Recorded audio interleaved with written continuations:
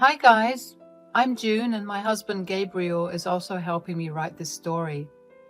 Before I even get into it, let me just tell you something. My first meeting with Gabriel's parents, Louise and Lena, was a disaster. Do you want to know what they said? Here it is. I can't believe you would date such a loser, Gabriel. This woman literally doesn't have any plus points to her. She only works a desk job in a small office. How the hell will she ever give us a good life? Mom, I love June, and she is the only one I want. I don't care about how much money she has or earns. I never cared about those things. Well, we care about them, Gabriel. We had made that very clear to you from the very beginning. If you had paid any attention to us, you would have listened. Listen to me, Gabriel. If this girl has nothing else, she can't be our daughter-in-law. We won't approve of her. You need to go find someone else. No, Mom. June is the one for me. I'm going to marry her. Hell, I had the entire proposal planned, and now you have ruined everything. I was stunned the entire time this conversation played out. Yes, I was surprised that Gabriel was planning to propose to me. We had been dating for 3 years and I was hoping he would ask me to marry him. But I didn't expect him to make a move this fast. But that wasn't the only reason why I was stunned. Louis and Lena's behavior towards our relationship was extremely alarming to me. Gabriel had warned me about them. He had said, "Look, June, I've already met your dad.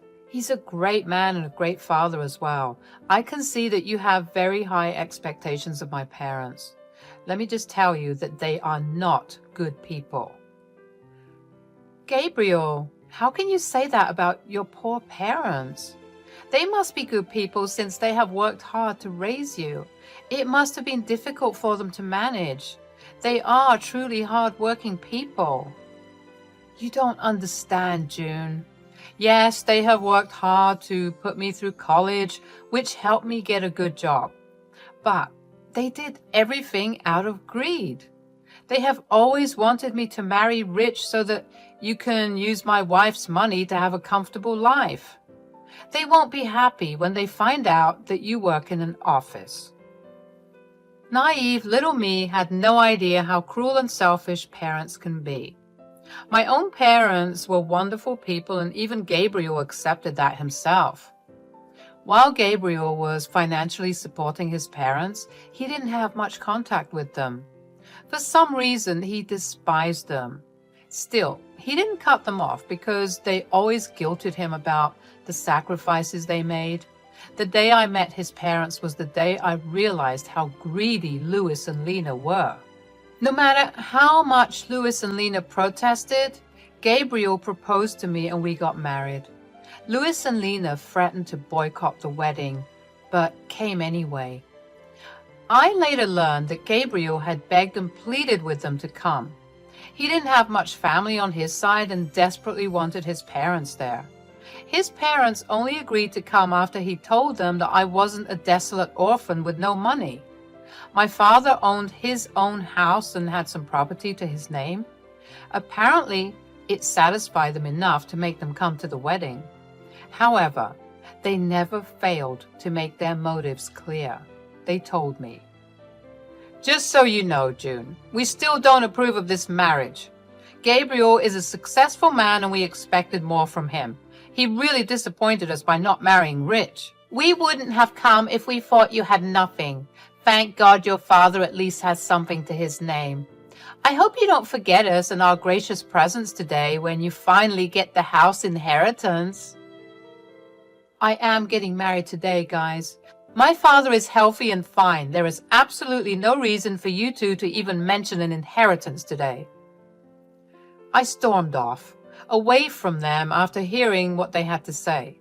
My father was the only living family in my life, and hearing things like that on my wedding day made me sick. I also couldn't believe the audacity of Louis and Lena to demand that I share my money with them. I didn't inform Gabriel about what happened. I didn't want to spoil his day as well. Plus, I knew that it was hard for him to cut off his parents. Sadly for us, it all went downhill from there. Me and Gabriel were always very happy together, but his parents were always on our ass about our finances. Louis and Lena kept on pestering me and Gabriel about exactly how much my father was worth. We never gave them a favorable answer, so they kept pestering us. Honestly speaking, their behavior was embarrassing and entitled. There was no reason they deserved to know how much my dad was worth. We couldn't get rid of them because we lived in the same city and Gabriel wanted to have some relationship with his parents. For a few years, I put up with Louis and Lena's greedy ways. They did manage to drain mine and Gabriel's savings after demanding more and more money. They made up excuses about the money and even guilt-tripped us when we tried to refuse. Their comments on me and my inheritance also never stopped. I simply started to ignore them. However, I hit rock bottom when my father was diagnosed with cancer. It was an aggressive form of cancer and he didn't have long to live. Since he lived far away from us, we flew to him a couple of times to visit. Louis and Lena were never happy with that. They said, "You should not waste so much money on flying to your father. You two are doing this too frequently. It will drain you of your money." Yes, that's right. He won't live long anyway and is in hospice. You can't do anything for him anymore. So it's better to save your money and not waste it there. Visiting my dying father is not wasting money, guys. And what we do with our money is completely up to us. You are no one to tell us. We are your in-laws and have the right to say something. It's for your own good. I think you two should rather spend money on people who will live long enough to enjoy it. I was furious at what they had said. With my dad's condition, I was already starting to lose my mind. If you have lost a parent, you would know what I was going through. In this tough time, Louis and Lena were not being supportive at all. Instead, they were covertly asking me not to visit my father and spend money on them instead.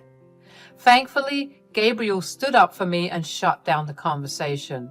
However, from that day onwards, I was determined to teach them a lesson. Once I was in a better place, I vowed to show them their place. My father passed away around 3 months after his diagnosis. I was devastated. I really didn't want to lose him that fast. I saw his declining health and knew it was time. Still, it was hard for me to accept. Gabriel was my rock throughout the entire time. He was the one who held my hand while I flew to my father's town to arrange his funeral. Louis and Lena were only blowing up my phone, demanding to know about my inheritance and how much I planned to spend on the funeral. I was disgusted with those messages, and so was Gabriel. But again, we didn't do anything. We both agreed that they would be served their just desserts after we went back home from the funeral. As predicted, Louis and Lena showed up as soon as I and Gabriel returned home. After coming into the house after us, they started to hound us with questions. They said, "So the funeral is finally over. God, I've been dying to know what you got in the inheritance. Your father must have at least left you the house." What are you even talking about, Lena? How does my inheritance concern you in any way? I came back from my father's funeral, and this is what you ask? Oh, please, June. Don't be such a spoiled sport. Ever since Gabriel married you, we've been wondering why he did it. I mean, you don't have a great job, and neither are you beautiful. What did he ever see in you? Me and Louis guessed that it must be because of money. Mom, what is wrong with you? How can you even insult me and my wife like that? We married each other for love. I have told you this countless times. At least have the decency not to bring it up today. Gabriel, there is no reason to be so dramatic. We're simply asking her a question. Your wife can just answer us and solve our curiosity. We don't mind if you have married June for money. In fact, we would be happy to know that you have bagged a great prize. You are truly horrible parents to accuse your own son of being a gold digger. You two are insane. I wonder how a great man like Gabriel was born to such disgusting people. Enough with the small talk, June. Tell us what you got in your inheritance. This is the day I was waiting for. Your father must have left you something. Gabriel told me that he lived in a big house. You could just tell now and buy us a house instead. We will make great use of the money. Besides, we are your parents now. Hearing this just made my blood boil. I was seething with rage while Gabriel looked at his parents in disbelief. Even he couldn't comprehend the fact that his parents could be so greedy and selfish.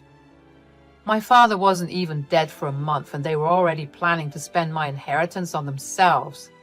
Hell, they even started to call themselves my new parents. At that point, I knew I had to do something. For years, I have put up with them for Gabriel's sake. Today, I wanted to show Gabriel just how bad his parents were. I said, actually, my dad didn't have the house in his name when he died. I'm sorry to tell you that. He did own that house for a long time, but he had to let it go for reasons. What? So you're telling us that your father didn't even own his house anymore? No, like I said, he owned it a long time ago. He had to let go of the house very recently. So no, I did not get the house or any inheritance, as they say. Oh my God, so your father was a poor man after all. I knew you were too cheap to be wealthy. Your father couldn't even keep his house till the end. That poor man died with no house under his name. Leave our son as you're good for nothing. Mom, our marriage isn't over just because she didn't get an inheritance. You can't just ask her to leave me because of a stupid reason like that. Don't speak over us, Gabriel. We won't allow you to continue this marriage anymore. You have disappointed us by marrying into a poor family. You didn't once think about how you could keep your parents happy. I'm ashamed to have a son like you. June, I'm sure you must have trapped my son into marrying you. People like you can use cheap tricks to lure men. Your final plan was to cut us off and enjoy my son's money alone. Well, guess what, June? I won't let that happen. Louis and Lena started to harass Gabriel to give me a divorce and leave. They told him that he should marry a rich girl so that my in-laws could live the life of luxury they always wanted. Gabriel was getting pissed and started to break down. I knew that I had to take the opportunity to help him make a decision. I said, Gabriel, are you going to let your parents do this to us? I have put up with their gold-digging ways for a long time now. I didn't open my mouth because you felt guilty cutting them off. Are you still going to continue to keep them in our life? I don't think we can come back from this, June. I've had enough as well. Mom, Dad, today you have shown me just how bad you are. For years, you have used me to fulfill your dreams. I won't tolerate this anymore. Don't be stupid, Gabriel. This girl would influence you and take you away from your family. We are doing this for your own good as well. We didn't spend money on you so that you can go do charity for someone else. You need to divorce your wife and start afresh. There is still time for you to get a rich wife. We will help you this time. You have made too many mistakes on your own. No, I won't leave my wife because she didn't get an inheritance. I'm done being a puppet in your hands. I will stay with June. You two won't be allowed in my life anymore. What will you do by keeping June in your life? This is not what we ever wanted. She's totally unworthy of you. If you stay in this marriage, we don't want anything to do with you anymore. We won't help you when she robs you and leaves you destitute. Seeing Lena and Louis's horrible behavior, I finally decided to reveal the truth to them. I knew that telling them about my true net worth would make them beg and plead at my feet. I wanted to go all out on them. I wanted Gabriel not to regret his decision in any way, so I said, "There will be no need for that, guys. I don't need to rob Gabriel and take his money. I have plenty of money on my own, and I will take care of Gabriel just fine without your help. Look who's talking. You don't have to lie to us to make yourself look better, June. We know the truth. Yes, the truth is that you are the daughter of a poor man, and you don't work a good enough job to make lots of money. In a few months, you will go after Gabriel's money once you are destitute. Well, actually, I am not a poor man's daughter. I have 50 million in my bank account. No, I didn't earn it from my job. Rather, I got it from my father. That is impossible. Your father didn't have anything in his name. You said that yourself. Don't try to fool us, June. We can see through your lies. It won't work for us. We will make sure you divorce our son and leave him to us. I smiled at them and then looked at Gabriel. He was still looking very pissed, but gave me the signal to go ahead. He knew me inside out, and so he knew what was coming. I opened my bank account and showed them my bank balance. Louis and Lena took one look at it and had their eyebrows shoot up to the sky. They looked at each other and said, "No, no, no, this is impossible. You must have fabricated these bank statements." You said you didn't get an inheritance. Hell, you even said that your father didn't own his house till the end. Where did this money come from? What I didn't tell you was the fact that my father owned a big ranch where he lived. He sold the ranch and the house before he died. He gave me an early inheritance before signing himself into hospice. He didn't want me to use my own money for his care. He wasn't like you two. Louis and Lena couldn't believe what they saw. Even my words didn't sound true to them. So they asked Gabriel for the truth. When he confirmed what they saw, they went quiet for a minute and looked at each other again. Then, suddenly, they changed their tune completely. And they said, "Oh, this is such great news. Here I was thinking that my son made a huge mistake. You should have told us sooner about your money." "Yeah, we got riled up for nothing. Your father did well for yourself, June. I'm sure you'll make good use of that money now. Like I said, we're like your own parents. Since this issue has been solved, there's no need for you to leave." "Gabriel, you should have said something to us.